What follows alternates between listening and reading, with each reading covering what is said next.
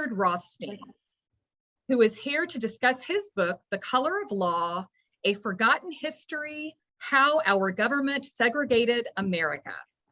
I am proud to say the Beyond Buzzwords series that was launched in early 2020 with our partnership with Park Community Credit Union has succeeded in creating an opportunity for thousands in our community to provide thoughtful and meaningful discussions for topics among some of the most leading voices of equity. I would like to give thanks to our partners Park and Keisha Dana Ryan for helping to make this event possible. Today, we are fortunate to hear from another distinguished voice for equity, Richard Rothstein, a writer, researcher, and scholar that has spent many years documenting the evidence that government not merely ignored discriminatory practices in the residential sphere, but promoted them in America. His book, The Color of Law, exposes an alarming history that finally confronts how American governments in the 20th century deliberately imposed residential racial segregation on metropolitan areas nationwide. Even our city of Louisville is one of the most highly segregated cities in the country, as more than 75% of Louisville's Black population lives on less than 5% of the land. Also, the homeownership rate for Black households in Louisville is 36%, compared to 71% for white households. And we know that homeownership is one of the biggest factors in creating generational wealth. And Louisville is ranked 5th in the nation for concentrated poverty. Because of this, Metro United Way is committed to advancing equity and sharing opportunities for all across our 7-county region to create a stronger Greater Louisville region. I would like to thank everyone for joining in today to listen and learn how, together, we can create lasting change. It's now my pleasure to introduce Keisha Dana Ryan, Executive Director of Philanthropy and Corporate Relations at Park Community Credit Union. Thank you so much, Adria, for the introduction. And I am so excited today to be talking to you all because I too am a fan of Richard Rothstein and have read his book, The Color of Law. So this is a special series for Park Community Credit Union. This helps us really think about, as a credit union, what's important to the people that we serve and our members, particularly around generational wealth. Park has been a credit union in the community for 50 plus years. We're the only credit union community development financial institution in the state of Kentucky. So what does that mean? It means that we are out there helping people in underserved and underbanked communities, not because we have to, but because we want to. Park Community has also committed $7 million to home ownerships, building generational wealth in the 9 zip codes of West Louisville. We have loan products everywhere across our state that helps people gain opportunities to own their own homes. I think what's really important about today is no matter someone's geographic location or socioeconomic status, Park Community Credit Union believes in helping everyone find affordable products and services that serve all of our community. We are super proud to be a part of this speaker series because we know how important it is for people to receive the knowledge and education around these important topics. And now I have the introduction opportunity to introduce Richard Rothstein, who is the author of The Color of Law, A Forgotten History of How Our Government Segregated America, published in May of 2017. The Color of Law has received critical acclaim from influential publications such as Publishers Weekly, Booklist, and Kirkus Reviews. Ta-Nehisi Coates, author and journalist, describes Rothstein as brilliant and has the kind of fine understanding of machinery of government policy as it relates to housing that deeply envy. Mr. Rothstein is a former columnist for the New York Times and a distinguished fellow of the Economic Policy Institute, the Thurgood Marshall Institute of the NAACP's Achievement Gap in 2004, The Way We Work, Myths and Realities of the American Student Achievement from 1998, and the Charter School Dust Up, Examining the Evidence on Enrolling Achievements, co-authored in 2005. And All Else Equal, Are Public and Private Schools Different, co-authored in 2003. You all can see that Richard Rothstein is an amazing researcher and author. After his keynote, he will be joined by today's moderator, Trent Finley, Director of Diversity, Equity, and Inclusion at Metro United Way, who leads the racial wealth gap simulation that takes people and organizations on a historic journey of wealth building in America, pausing on 13 federal policies that most powerfully accelerated and impede progress on the race and help us all understand the racialized impacts of law that have determined access to opportunity, resources, and power. Now, please you all join me in welcoming Richard Rothstein and moderator Trent Finley. Well, thank you very much, Keisha and Adria. Thanks to all of you for joining me today in this conversation. It's a pleasure to be back, sort of, in Louisville again. I was there 5 years ago with you, some of you, talking about the same topic. As you all know, in the 20th century, we had a civil rights movement in this country. It began by challenging segregation in law schools, then in colleges and universities. And then in 1954, in the Brown versus Board of Education decision, the Supreme Court prohibited legal segregation in elementary and secondary schools. And that Brown versus Board of Education gave impetus, stimulus, inspiration to a movement of activists. They engaged in marches, demonstrations, civil disobedience, community organizing.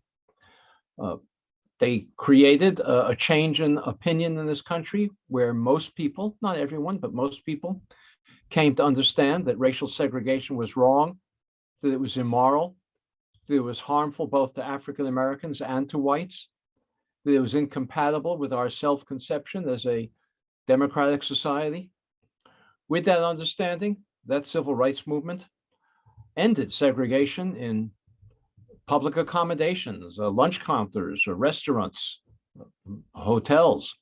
It ended segregation in public accommodations, in public transportation rather, buses, trains. It ended with the 1968 Fair Housing Act, adopted in the wake of the assassination of the Reverend Dr. Martin Luther King Jr. It ended legal segregation in the sale and rental of housing, ongoing discrimination in the sale and rental of housing. But then after that 1968 Fair Housing Act, the civil rights movement, the activist civil rights movement, the marches and demonstrations pretty much ended. They left untouched the biggest segregation of all, which is that every metropolitan area in this country is residentially segregated.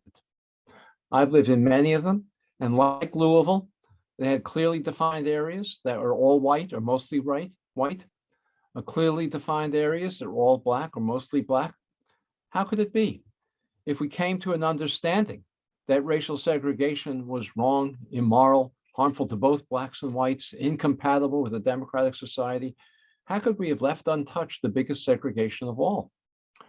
Well, partly it's because ending residential segregation is hard. It's a lot harder than any of the other things we tackled in the 20th century.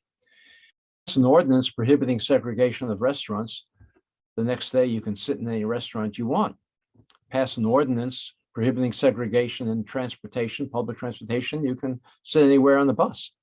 But if we pass an ordinance prohibiting segregation in neighborhoods, the next day things wouldn't look much different. So what's happened is every one of us, blacks, whites, liberals, conservatives, Northerners, Southerners, Democrats, Republicans, we've adopted a national rationalization, an excuse we give ourselves for not challenging the thing that's most hard, the residential segregation of our metropolitan communities. And the excuse we give ourselves is something like this. We tell ourselves that the segregation of colleges and schools and restaurants and buses, that was all done by government.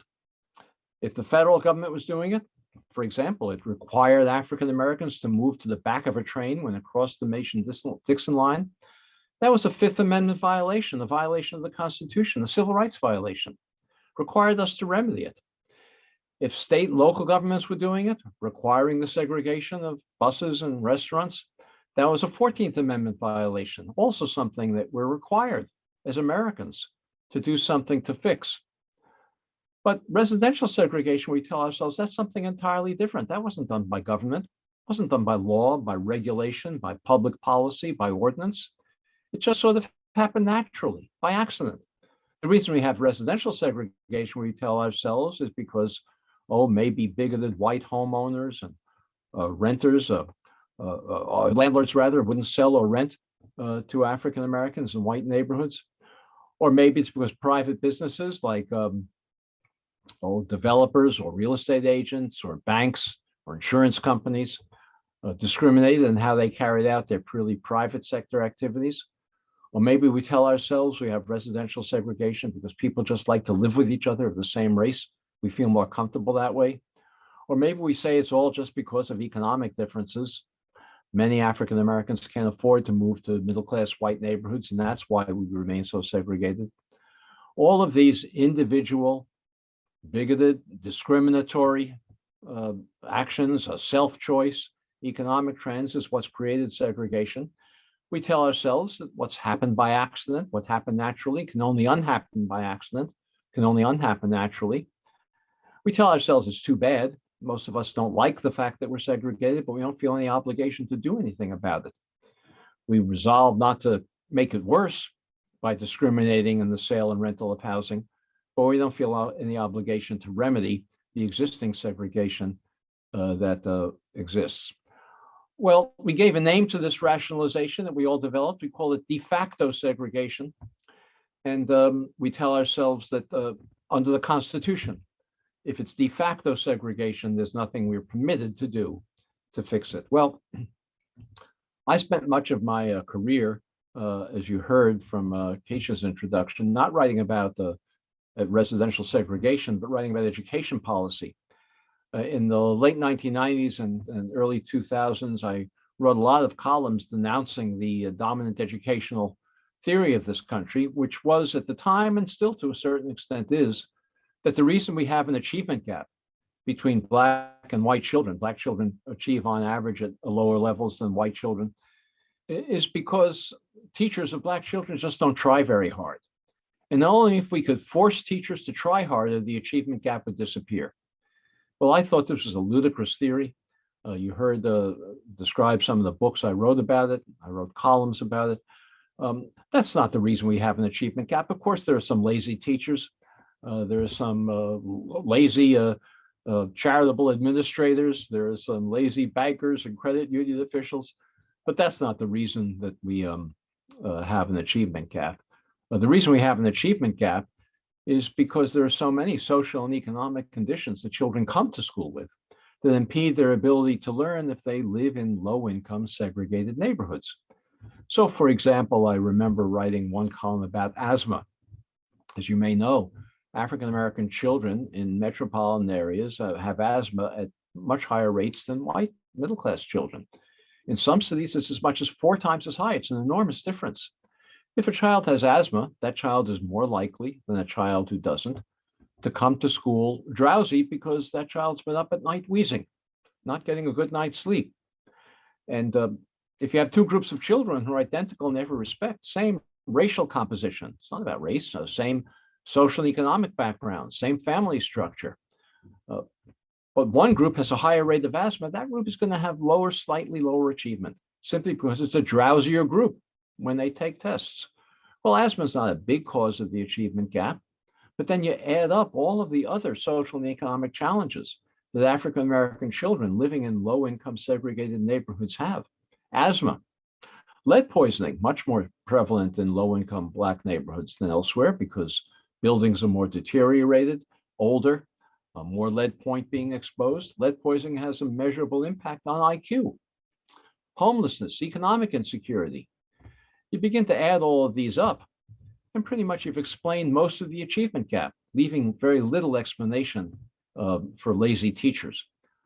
Well, we passed a law with this, what I consider crazy theory. It was called the No Child Left Behind law in 2001. Of course, it hadn't worked. It hasn't worked. The achievement gap is still as great as it was in 2001. The only thing that the law required was that the children be tested every year and the scores be published by race so that teachers would be shamed into working harder. The only thing the law accomplished was it gave teachers and schools an incentive to abandon a well-rounded curriculum and devote more time to drilling children in test-taking skills. Well, I continued to write about this, and then in 2007, I read a Supreme Court decision that I'm sure many of you in Louisville are familiar with. In that decision, the Supreme Court evaluated a program of the Louisville School District, where parents were given the choice of which school in the district their child would attend. But if the choice was going to intensify segregation, that choice would not be honored in favor of the choice of a parent who wouldn't do so. It was an attempt to try in a very, very trivial way to address the problems of segregation in our educational system. And the Supreme Court evaluated this program. They denounced it, said you couldn't do such a thing. It was a trivial program. You don't have one place left very often. We're in an all-white school, for example, where you have one place left and both a black and a white parent apply for that choice. And so you give the black parent a preference under that Louisville program. Doesn't happen very often, but the Supreme Court said it was unconstitutional, couldn't do such a thing. Chief Justice John Roberts explained, he said it's true, the schools in Louisville are segregated.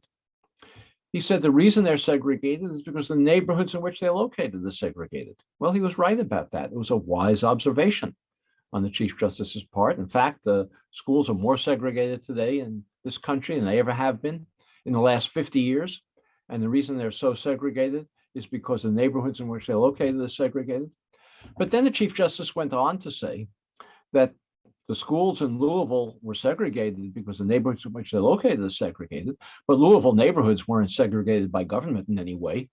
They were segregated by all of the private actions I described before, discrimination by builders and banks and realtors and private homeowners and people's self-choice. He said this is de facto segregation. And the Chief Justice said, we have de facto segregation, something government had nothing to do with. There's nothing that the government is permitted under the Constitution to do to fix it. Well, I don't know a lot about Louisville, but I had read about a case. When I read this decision, I remembered reading about a situation that I'm sure you're all familiar with in the 1950s, when there was a white homeowner in the all-white suburb of Shively.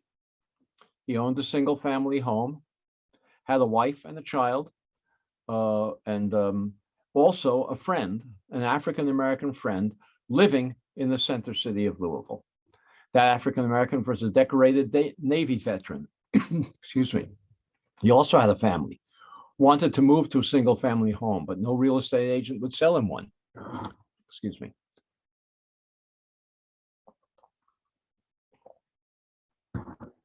So the white homeowner in this single-family home in Shively bought a second home in that suburb and resold it to his African-American friend. And when the African-American friend moved in, an angry mob surrounded the home, protected by the police. They threw rocks through the windows. The police made no effort to stop it. They dynamited and firebombed the home. Police made no effort to stop that either. I see in the chat that some people know this story. But when this riot was all over, the state of Kentucky arrested, tried, convicted, and jailed with a 15-year sentence the white homeowner, Carl Braden, for sedition, for having sold a home to a black family in the white neighborhood. I said to myself, this doesn't sound to me much like de facto segregation. The police, the prosecutors, the courts in Kentucky and in Louisville, these are agents of state government. This was a blatant 14th Amendment violation that's never been remedied, that we've never undertaken an obligation to remedy. Well, I began to look into it further. That's how I started the research into the book, The Color of Law, that I'm talking about today. And I found that Louisville was not unusual. I'm not exaggerating here. There were hundreds and hundreds of cases of police protected, sometimes police organized and led mob violence designed to drive African Americans out of homes that they legitimately purchased in white neighborhoods in every metropolitan area of this country. That happened in New York and Chicago and Boston and Baltimore, go across the country in Kansas City and Denver and San Francisco and Los Angeles. Every one of them was a 14th Amendment violation. Every one of them requires a remedy, something that we've never undertaken to accomplish. Well, I then began to look into it further, and I discovered that it wasn't just a state-sponsored violence, police activity that imposed segregation on our communities, but there were many, many other federal, state, and local policies designed to ensure that African Americans and whites could not live near one another in any metropolitan area of the country. Let me describe perhaps one, maybe I'll have time to two, of the major federal policies that impose segregation. I described many, many others in The Color of Law. Perhaps the most powerful one is a policy of the Federal Housing Administration and Veterans Administrations in the immediate post-World War II period to move the entire white working and middle-class populations out of urban areas into single-family homes like Shively that would be all white, and to prohibit African Americans from doing the same. The most famous of these is in New York, east of New York City. I'm sure you've heard of it, Levittown. 17,000 homes, much bigger than Shively, but they exist in every metropolitan area of this country, Louisville and everywhere else. The builder of Levittown, William Levitt, could never have assembled the capital to build this development, and the same is true of developers in Louisville and everywhere else in the country. No bank would be crazy enough to lend it to him. We weren't a suburban country at that time. Both whites and African Americans were living in urban areas. The reason was that we were a manufacturing economy. We were making things. None of this internet stuff going on. It was all manufacturing, and plants needed to be located near deep water ports and railroad terminals, so that workers, even the bankers who service those factories, workers and middle-class service workers, could walk to work or maybe take short streetcar rides to get to their places of employment. Well, the federal government, as the highways began to be built, began a program to move the whites out of those urban areas into single-family homes in the suburbs. As I say, Levitt, no bank would lend Levitt the money to do it. The only way he could build this project, and the same thing is true of developers in other metropolitan areas everywhere, was go to the Federal Housing Administration and Veterans Administrations, submit his plans for the development, the architectural designs, the materials you were going to use, the layout of the streets, and a required commitment that they never sell a home to an African American. The Federal Housing Administration even required these developers to place a clause in the deed of every home prohibiting resale to African Americans or rental to African Americans. This was not the action of rogue bureaucrats working in the FHA or VA. It was written in the Federal Policy Manual of the Federal Housing Administration. It was called the Underwriting Manual. It was distributed to appraisers all over the country, in Louisville and everywhere else, describing what conditions they had to follow before they could recommend for a federal bank guarantee the application of a developer to build one of these all-white suburban communities. The manual said you couldn't recommend for a federal bank guarantee anyone who's proposing to build an integrated development, a non-segregated development. The manual went so far as to say that you couldn't even recommend for a federal bank guarantee an all-white development that was going to be located near where African Americans were living, because in the words of the manual, that would run the risk of infiltration by inharmonious racial groups. That's what the federal policy manual, the written policy manual, said. This notion of de facto segregation is utter nonsense, has no basis in reality to it whatsoever. It was on this basis that the country became suburbanized, so the white noose was created around every metropolitan area by the FHA and VA. Well, these homes in Shively and Levittown and throughout the country were inexpensive at the time. They sold for, well, in those days, about $8,000, $9,000. In today's money, that's about $100,000. I guess with the current inflation, maybe it's about $110,000 in today's money. These were inexpensive homes. Anybody with a job in the post-war boom, and both African Americans had those jobs, could afford to buy a home with an FHA or VA mortgage. For veterans, the VA required no down payment. African Americans could easily have afforded to buy those homes, as whites were doing, but they were prohibited by federal policy from doing so. Well, over the next couple of generations, homes, as you know, appreciated in value. I probably should have checked Shively before I got on the Zoom and checked Zillow or something to see what homes are selling for, but I suspect they're no longer selling for $110,000. In most parts of the country, they're selling for $300,000, $400,000, $500,000. In some places, they're selling for $1 million or more, these $110,000 homes. The white families who bought those homes at the time, over those generations, next couple of generations, gained wealth from the appreciation and the value of their homes. They used that wealth, that equity that they gained, to send their children to college. They used it to perhaps take care of temporary emergencies, maybe medical emergencies, maybe a temporary unemployment. They used it to subsidize their retirements, their Social Security, and they used it to bequeath wealth to their children and grandchildren, who then had down payments for their own homes. African Americans were prohibited from participating in this wealth generating program. The result is that today, African American incomes on average are about 60%, 60% of white incomes. That's a big disparity. I don't have time to describe the causes of it today, but it would require another lecture, but it's a 60% income ratio. You would think that if African American incomes on average were 60% of white incomes, African American wealth would also be 60% of white wealth. You can save the same amount of money from the same incomes. But in reality, while African American incomes are 60% of white incomes, African American wealth is only about 5% of white wealth.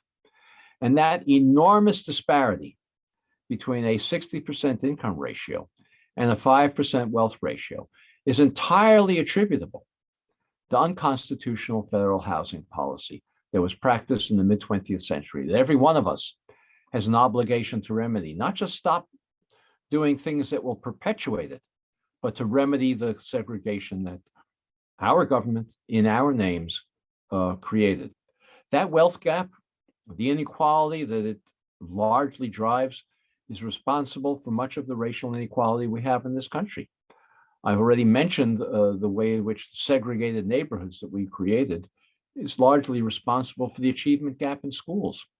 It's responsible for health disparities between African Americans and whites. African Americans have shorter life expectancies, greater rates of cardiovascular disease, because they live in more polluted neighborhoods, less access to grocery stores that sell fresh food. It's responsible in part for police abuse and mass incarceration of young African American men. I'm not suggesting that no police officer would ever abuse an African American if it were not for segregated neighborhoods, but it's much more intense as a result when you concentrate the most disadvantaged young men in single neighborhoods where they have no access to good jobs, no access to transportation to get to those jobs, no access to schools that aren't overwhelmed by the social and economic problems of their children. It's inevitable that the police are going to engage in confrontations with them, that the police are going to use tactics of control that are similar to the tactics of control that colonial forces used in the rest of the world, in places like India and the Congo, to keep a restive population under control and to keep it from spilling out into the more privileged communities. And the racial segregation that we created, all of us, by these unconstitutional policies is also responsible for something else that's very, very frightening and dangerous. I think probably most of you agree with me about this. And that's the political polarization of this country today that's more extreme than it ever has been since before the Civil War. How can we ever expect to develop the common national identity that we need to preserve this democracy if so many African Americans and whites live so far from each other that they have no ability to empathize with each other, no ability to understand each other's life experiences? Those are the ongoing consequences of the segregation that we created. Well, let me mention one other quickly, a federal policy as well as a state and local one that created segregation: public housing. We all think we know what public housing is. It's a place we think where poor people live. It's not how public housing was created in this country. Public housing was created in the New Deal for the first time during the Roosevelt administration in the Depression. It was not for poor people. It was for working families who had good jobs. In the Depression, there was a 25% unemployment rate. Public housing was for the 75% who were employed, who could afford housing. But because there was so little construction going on, there was a housing shortage. Everywhere that the federal government built the first public housing projects in this country, it segregated it, creating segregated projects, separate projects for Blacks and whites, frequently in neighborhoods that hadn't previously been segregated. I mentioned before that in urban areas, Blacks and whites were living in broadly the same areas because they had to live close enough to the places where they walk to work typically. The federal government segregated many of those neighborhoods for the first time with its public housing projects. Not suggesting that every neighborhood was not segregated, but there were many integrated neighborhoods. The great African-American poet, novelist, playwright Langston Hughes described in his autobiography how he grew up in an integrated downtown Cleveland neighborhood. That's not how we think of Cleveland today. But he said his best friend in high school was Polish. He said he dated a Jewish girl in high school. It was an integrated high school and an integrated neighborhood. The Public Works Administration, the first New Deal agency, and then other federal agencies and local agencies as well, segregated that Cleveland neighborhood as well as neighborhoods all over the country for the first time by creating separate projects for whites and Blacks in neighborhoods where they had previously been living together. Well, the policies to redress segregation are well known. There's no mystery about them. Policy experts, housing experts, journalists like me spin out ideas all the time. What's missing is not policy ideas. What's missing is a new civil rights movement, like the one that we had in the 20th century. It's going to engage in perhaps more, as the late Congressman John Lewis called it, good trouble, to try to draw the country's attention again to the horror of the apartheid residential system that we've created. For example, and I'll give you a couple of examples of the kinds of policies that could be enacted if there were popular support. I mentioned the suburbs that we talked about earlier, created when homes were inexpensive, $110,000 in today's money. African Americans were prohibited from living there. Today, the homes cost $300,000, $400,000, $500,000. Well, shouldn't not only the federal government, but some of the banks and the real estate agencies and the developers who created that segregation be buying up homes in those communities at market rates, $300,000, $400,000, and reselling them to African Americans at deeply discounted rates to try to undo some of the segregation that they created? That would be a narrowly targeted remedy for a very specific constitutional violation. It's it's a no-brainer to do it. What's missing is not the idea. What's missing is the political will to do it.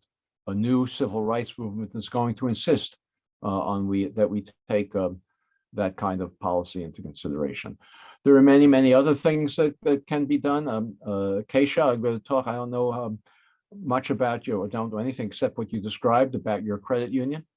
But one of the things, let me just say on the side, you know, I mentioned to you before this webinar started that I'm writing a new book on what such a civil rights movement could do, what kinds of policies it could pursue. One of the things I'm talking about in this new book is the fact that we have many policies today that are discriminatory in effect, even though they're not discriminatory in intent. One of them is the way in which we evaluate potential homeowners for credit. for their credit worthiness, to see whether they're worthy of receiving a mortgage. The credit system we have is racially discriminatory because it counts towards good credit the kinds of credit that whites are likely to have, but not the kinds of credits that African Americans are likely to have, more likely to have. So, for example, let's just take one example, and there are many of these. If you have owned a home before and you're seeking to buy a new home, whether you've paid your previous mortgage payments on time, you made monthly payments and been timely, goes towards improving your credit score. But whether if you've been a renter and have paid your monthly rent payments on time, you get no credit towards your credit score. This is a discriminatory in effect because of the policies I've described earlier. The white home ownership rate is about 70%. The black home ownership rate is about 40%. I think I saw a statistic on your website in Louisville, it's actually a little bit lower than 40%. Well, that means that if you have a system where you count mortgage payments but not rent payments towards someone's credit availability, credit worthiness, you're going to discriminate against African Americans. I don't know, Keisha, if your credit union counts rent payments towards, I hope so. But if not, I hope there's a civil rights movement in Louisville that persuades you that you should do so. There are many, many other policies like this. Another one, I think I have to stop soon. Another one that can be done, this is true all over the country, is that the property tax system that we have is racially discriminatory. It's a local policy. It's not something the federal government controls. It's racially discriminatory in effect. African Americans who do own homes, that 37% in Louisville who own their homes, pay more property taxes per dollar value of their homes than whites pay. Well, the reason for this is not racially explicit. It's like many of these policies that are discriminatory in effect. The reason for it is that, for example, if you don't reassess properties annually, and most jurisdictions, I don't know if they do in Louisville, do a reassessment annually. It's very difficult to do it that often. But because white neighborhoods appreciate in value faster than black neighborhoods, what that means is that the assessed value of a home in a white neighborhood is going to be much farther below its actual market value than the assessed value in a black neighborhood. This has been going on for years. It's been widely documented. African Americans are paying a bigger share of the costs of schools and libraries and fire departments and other public services that are paid for through property taxes than whites have. There are many assessors in cities all over the country who recognize this. They say they want to fix it. They want to do something about it. They can't figure out how to fix it. But even if they did fix it, what about the excessive property taxes that African American homeowners have paid for years and years and years? Who's going to reimburse them for that for that exploitation, for that extraction of wealth, of income from African American neighborhoods? It's going to require the creation of a new civil rights movement to do this. In addition to writing a new book, I mentioned before the webinar to your host that I'm co-authoring it with my daughter. In addition to this book, I'm also working with a group of national civil rights leaders to create something they call the redress movement that's going to send community organizers into metropolitan areas to the extent it can do so, to try to create more activist civil rights groups to put pressure on those communities to enact the kinds of policies that I've described. If any of you want to be put on the mailing list to receive information about this new organization or about my follow-up book when it comes out about a year from now, I'd be glad to send you that information. I'm sure that your host can figure out a way of getting me your contact information so I can inform you. With that, I think my time is up, and I'd like to thank you for your attention, and I look forward to any questions you might have. Thank you so much, Richard, for that talk. We certainly do appreciate that. At this time, as a reminder, if you have questions for Richard today, please use the Q&A function at the bottom of your screen. We want to get to as many questions as we can, If you have a question that does not get answered, you'd like us to respond, then please email us at info@metrounitedway.org. All right, so I would like to begin with the first question. Richard, what do you think about banking and financial industries that say redlining doesn't exist anymore because we have regulations in place? Well, there are two answers to that. One is it does continue to exist. What fair housing centers do, and I'm sure there is one in Louisville, I'm not familiar with it. What fair housing centers do is they test both banks and real estate agencies and insurance companies to see if discrimination is still in existence. The way they do this is they send paired testers, that is African Americans and whites with identical paperwork, identical financial backgrounds, identical ability to afford a home, to banks to get mortgages, or to real estate agents to look for a home. And what these studies consistently find is that discrimination continues to exist to a very, very large extent in the banking, real estate, and insurance industries. So it's not that it doesn't exist anymore, it does. And the best way to end it is to police those industries more heavily. Fair housing centers are under-resourced. And one of the things that the people who are concerned about racial justice can do is to fund those fair housing centers more adequately so they can do more of this paired testing. There was an expose, and if I can, Adria or Keisha, I can send you links to this afterwards if you're sending another follow-up message to your attendees.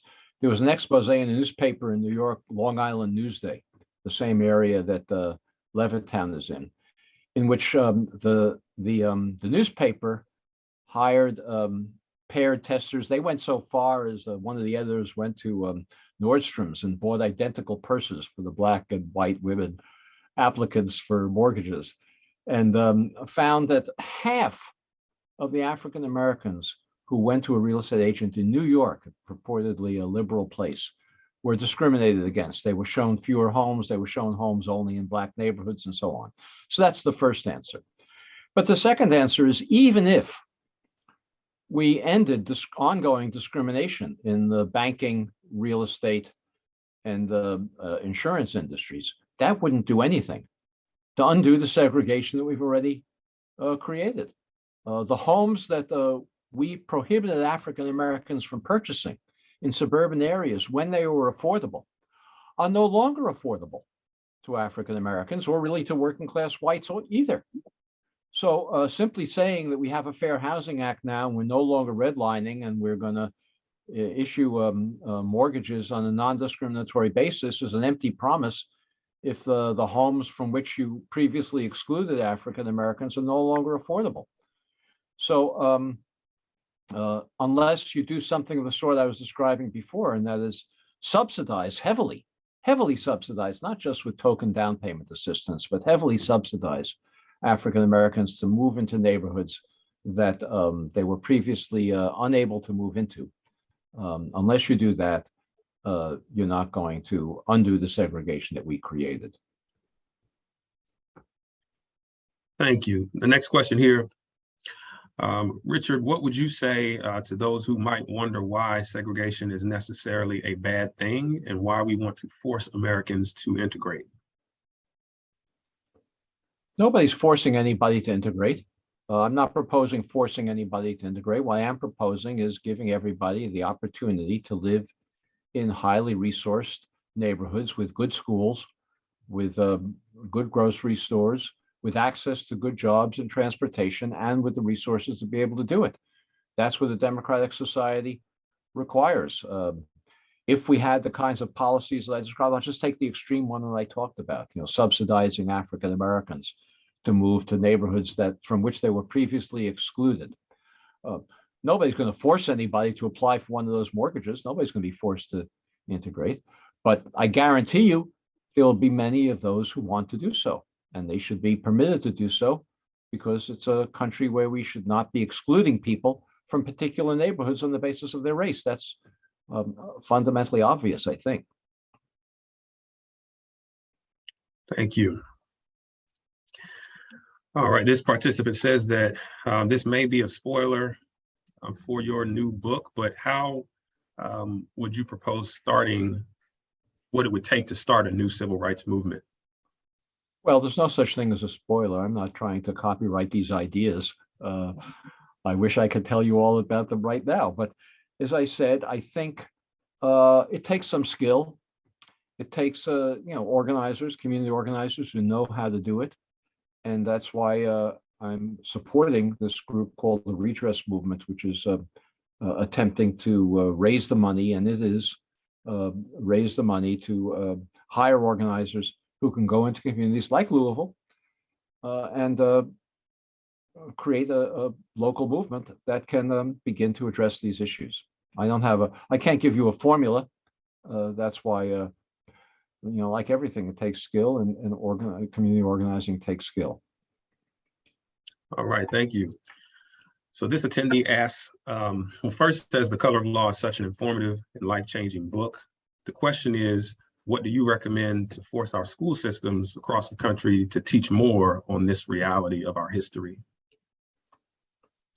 Well, we are teaching more about it. Not enough.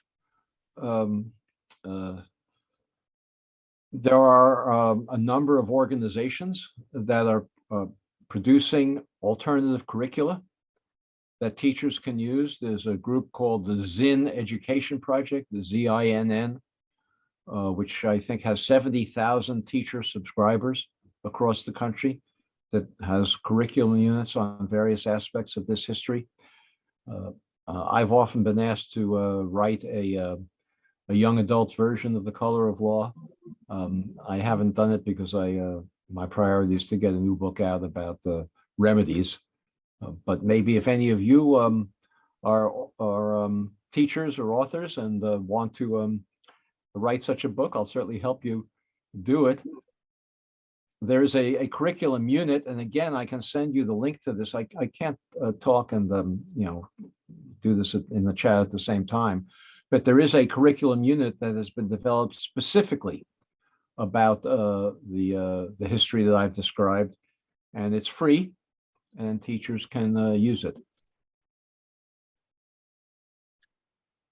All right, Richard, this attendee asks, how does the student loan / student debt crisis fit into the barriers to Black home ownership and possibly policy remedies?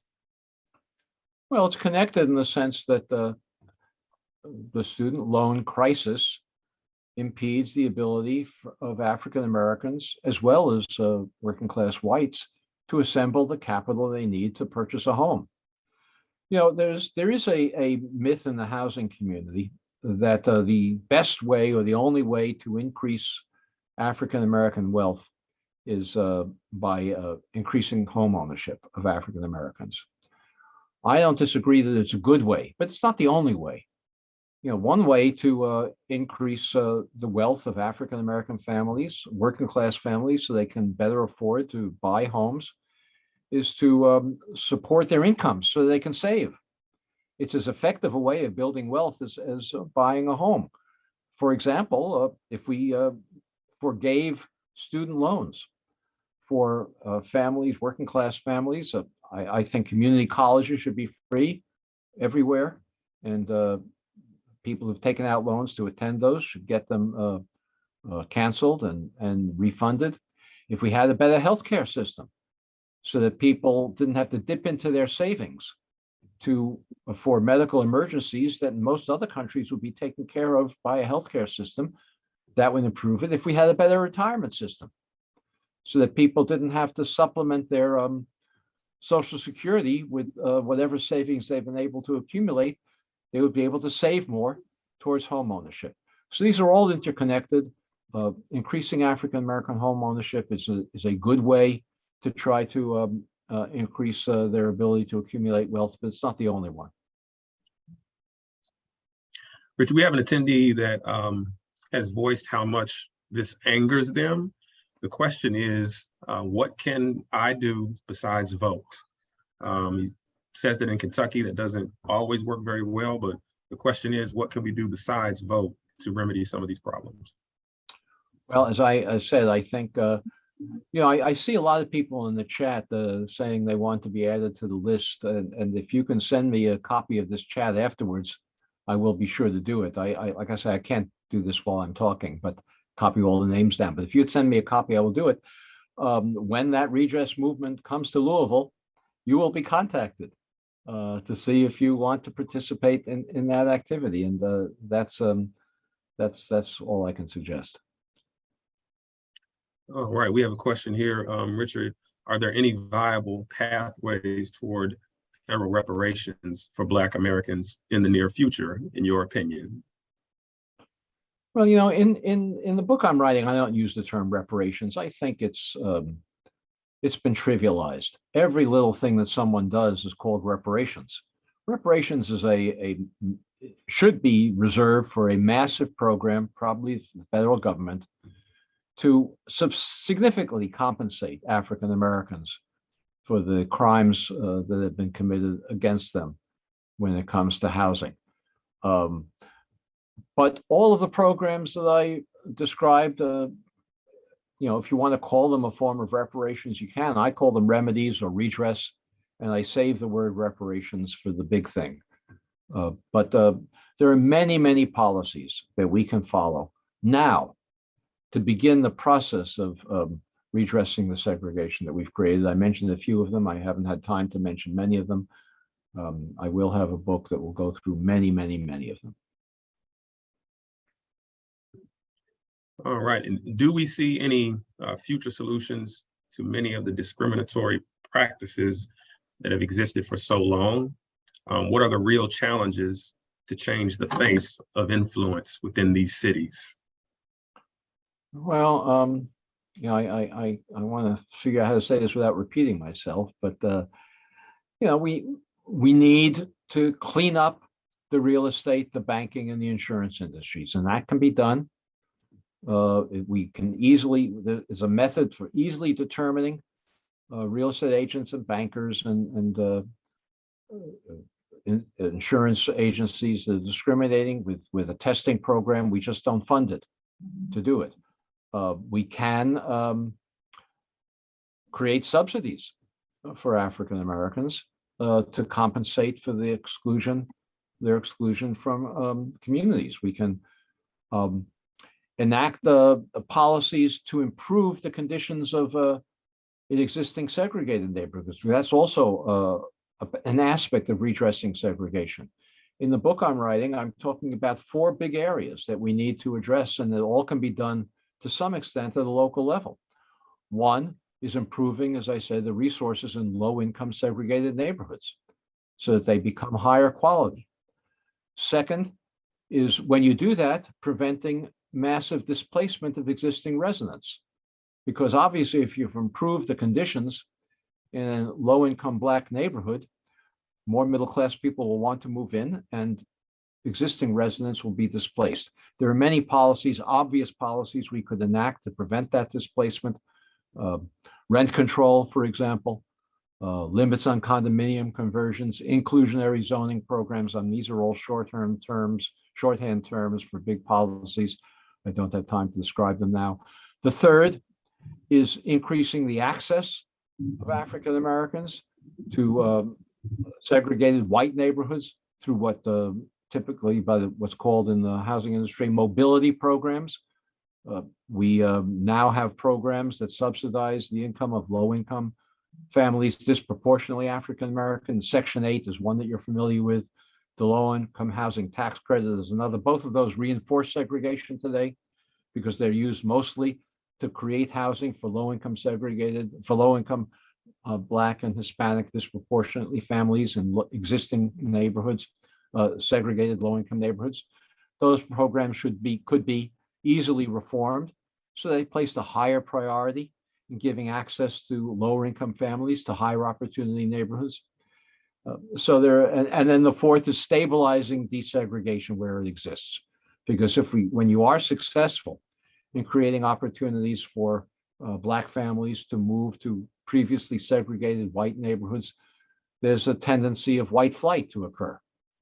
And it's easy to stop that. It's easy to, I'll give you just one example. I don't have a lot of time, I don't think, but one community, a suburb of Chicago, created a property value insurance program, an equity insurance program, where people, whites in particular in that community, could be guaranteed that their property values wouldn't fall if they didn't leave as the community began to desegregate.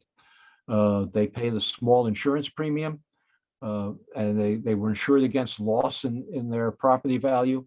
The program was eventually ended because nobody ever made a claim. All it required was assuring them that they didn't need to flee for financial reasons. So, well, actually, somebody said that the place was Evanston. No, it was Oak Park, west of Chicago, that created that equity assurance program. So those are 4 areas that remedy should focus on. Thank you so much. So again, if we did not get to your question, if your question did not get answered, you can send that question to info@metrounitedway.org. Thank you so much, Richard, for being here with us today, for this important conversation with us and your time. Now we will hear closing remarks from Metro United Way's President and CEO, Adria Johnson. Well, Richard, we can't thank you enough. I think you can see from all of the questions, and we regret that we didn't have time to get to all of them, and just all of the activity in the chat, that everything that you shared with us has really touched a chord with many. I think we share your sentiments and the renewed movement that is needed to finally begin to correct some of these things. And we look forward to your book that may help to give us some practical solutions on how we address this. So just my sincerest thanks to everyone for participating and tuning in. Thank you so much to Keisha Dana Ryan and Park Community Credit Union. We would not be able to do this if it were not for their generosity and support.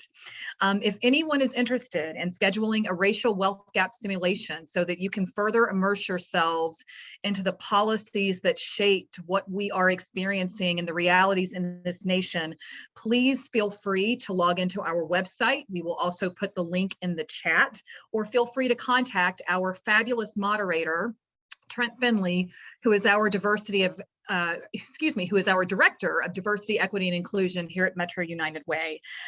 Please also make a point to tune in for our next Beyond Buzzwords series on October the 11th. Of this year. We are fortunate to have with us Sean Dove, who is the author of I Too Am American, on loving and leading Black men and boys. So we hope sincerely to see you there. Everyone have a great rest of your day. And we look forward to sharing a long list of folks that are interested in Richard's next publication. Thank you guys very much. Take care. Thank you.